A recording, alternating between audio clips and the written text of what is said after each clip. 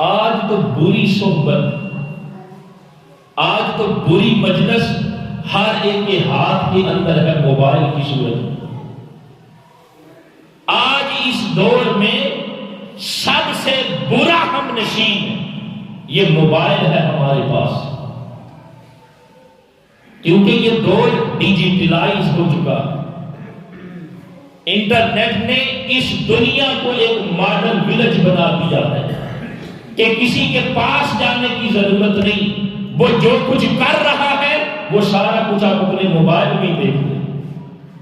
یعنی وہ جو برائیاں ہیں، وہ جو عریانی اور فحاشی ہے، وہ ساری آپ کے ہاتھ کے اندر ہے، کسی مجلس میں بھی جانے کی ضرورت نہیں۔ اس لیے ہمارے علماء کہتے ہیں اگر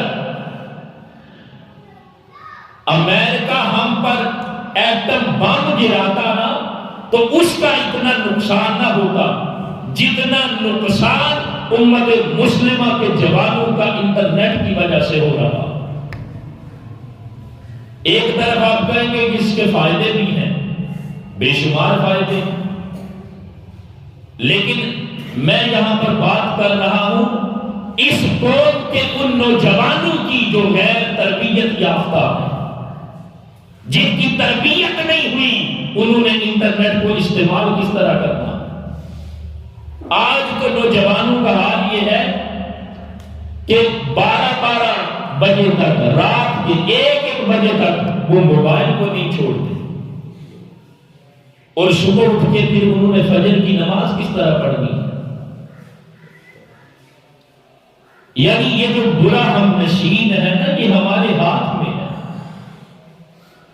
اور اگر کسی قوم کو آپ نے شکست دینی ہو نا تو اس قوم کو اس کے مقاصد سے ہٹا دیں، اور اس موبائل نے، انٹرنیٹ نے امت مسلمہ کو اس کے مقاصد سے ہٹا دیا، نوجوانوں کو بے راہ روی کا شکار کر دیا،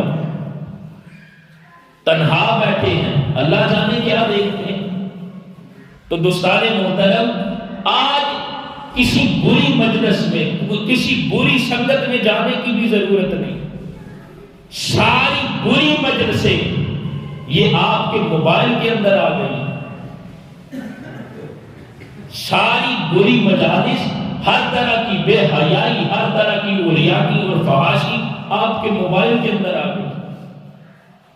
تو غیر تربیت یافتہ نوجوان اس موبائل کو کس قدر غلط استعمال کرتے ہیں، بلکہ سلطان صلاح الدین ایوبی نے کہا تھا کہ اگر کسی قوم کو شکست دینی ہے تو اس قوم کے نوجوانوں کے اندر بے حیائی کو عام کر دو۔